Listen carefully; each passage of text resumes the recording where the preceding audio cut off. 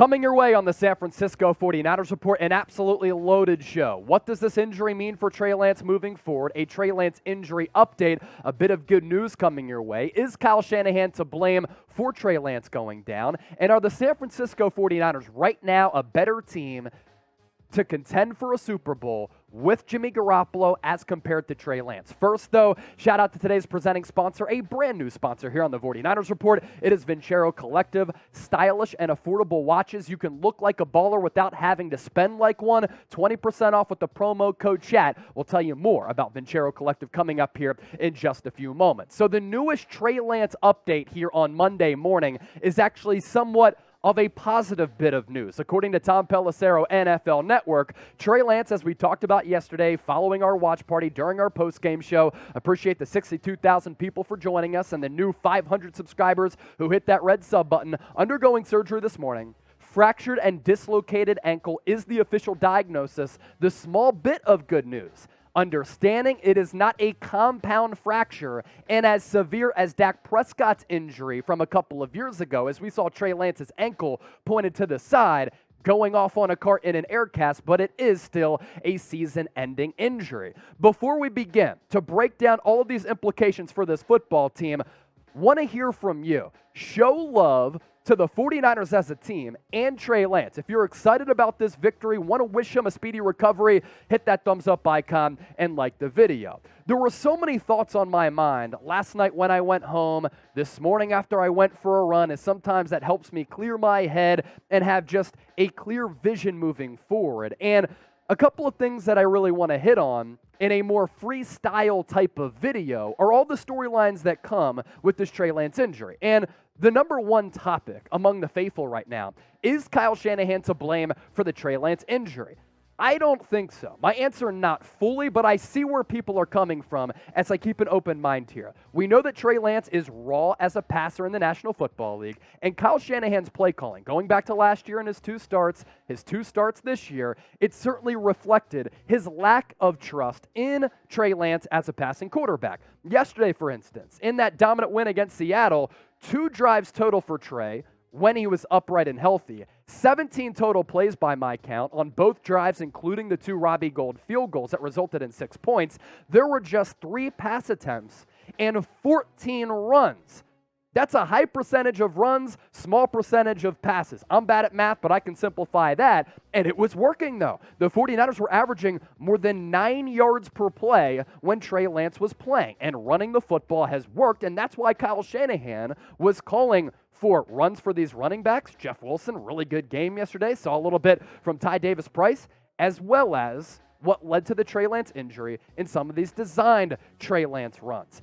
Yes, running backs, in my opinion, should get a bulk of the carries, but when you have a running weapon like Trey Lance, calling runs is the win-now move, and it maximizes what Trey Lance can bring to this offense right now, not in the future. Hopefully, over time, he does become a better passing quarterback. Right now, though, more than 100 attempts in the NFL, he's completed about 50% of his passes. And is the win-now mentality the right thing for Trey Lance's development?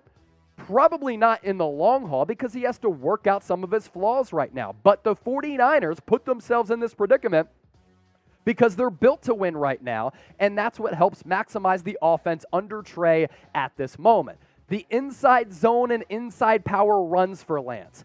They are called because Lance doesn't also have the edge speed and explosiveness to get to the outside in more space like a Jalen Hurts, like a Lamar Jackson, like a Kyler Murray. But Trey Lance is bigger and more physical than those aforementioned quarterbacks. So that comes down to the play calling in these types of moments and what led to that Trey Lance injury. Other teams call plays like this. Watch the Buffalo Bills tonight on Monday Night Football. Go back the last couple of years.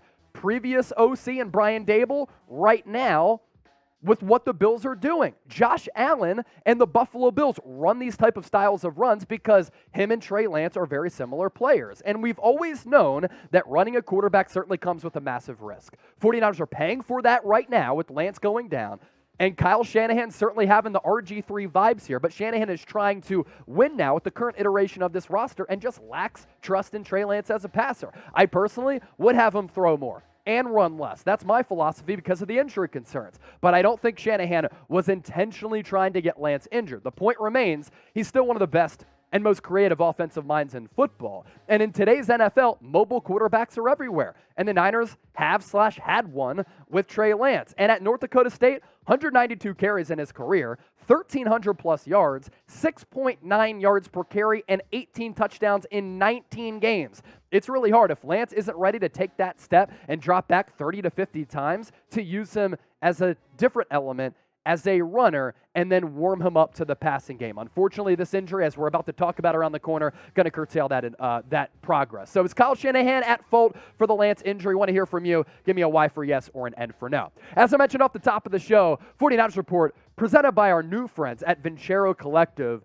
and they really just do a fabulous job of crafting these exquisitely made, really fresh and affordable watches. If you aren't familiar with them, exceptionally crafted, stylish watches, all at affordable prices. You can finally look like a baller without having to spend like one. And if you're watching the show, there's a good chance you're going to win your fantasy football league, right? Because I appreciate and admire the football intellect from our audience. Well, here's the deal. Might as well look good all season instead of waiting for that championship payout. Not only are we going to help you win your league, but we're hooking up our viewers of the 49ers Report with the biggest discount they offer.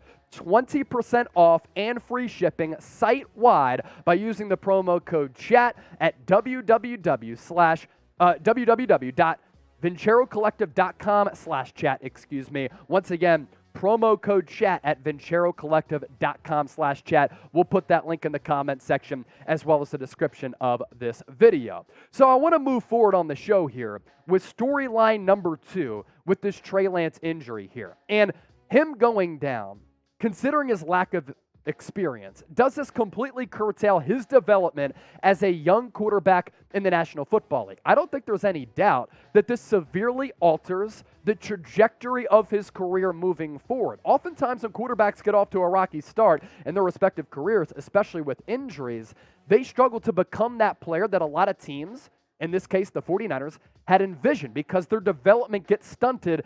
Just like that's important for a quarterback, important for teenagers and kids out there, right? And I tweeted this out on my Twitter page, at Chase_Senior. Feel free to give me a follow there and interact with me. The most unfortunate aspect of this entire situation, how it completely curtails Lance's development as a quarterback, who's gifted, but also at the same time very raw, and that rawness has shown. Going back to 2019 at North Dakota State, get this level of inexperience. Trey Lance has started just 21 games in his career. He needs reps to develop and maximize his own ability, and this delays and takes away from that process, considering all of the lack of experience that we've seen going back to North Dakota State with the games played and the level of football and his first year and change in the National Football League. Another storyline that I want to discuss here with this Trey Lance injury front. Are the 49ers a better team right now with Jimmy Garoppolo at quarterback as compared to Trey Lance? I think they are right now. Doesn't necessarily mean they're going to be a better team moving forward. Jimmy G is the more stable, more consistent, but limited quarterback. And the game calling from Kyle Shanahan early showed more trust in Jimmy Garoppolo as a passer as compared to Trey Lance. Jimmy G, steady. He knows the offense. That trust is reflected from Kyle Shanahan and with this coaching staff. And we know what Garoppolo is at this point. About a middle-of-the-pack quarterback in the NFL. And in this offense, with the run game, the motion, creativity, play calling, Garoppolo can lead the charge. He's won 71% of his starts. And under his watch over the last 3 years, 2 NFC title games, as well as a Super Bowl appearance. I understand this team, during those long runs, has had a really good defense, and they've run the football really well. Well, that's the bread and butter for this team, especially right now. Really good defense and a really good running game. Couple more things with Garoppolo. There's a ceiling on what he can do in this offense, and why I thought that Trey Lance was so intriguing as a quarterback prospect, there wasn't that with Trey Lance. And that's why playing Lance was so intriguing to me, because I thought, while the completion percentage might be down, what can he grow into? Maybe run less over time and run him a little bit more right now And as he warms up, develops, and gets better as a passer, my gosh, this guy can complete any ball on the field, makes the run game less predictable. Again, 9 yards per play when he was in the football game, and gives you that deep threat as well. But with Jimmy Garoppolo, this is a roster that's set up right now to win and succeed, and Jimmy G more ready and seasoned as a quarterback as compared to Trey Lance. So a couple of things can be true there. What do you think, though? Want to hear from the faithful right now in the comment section.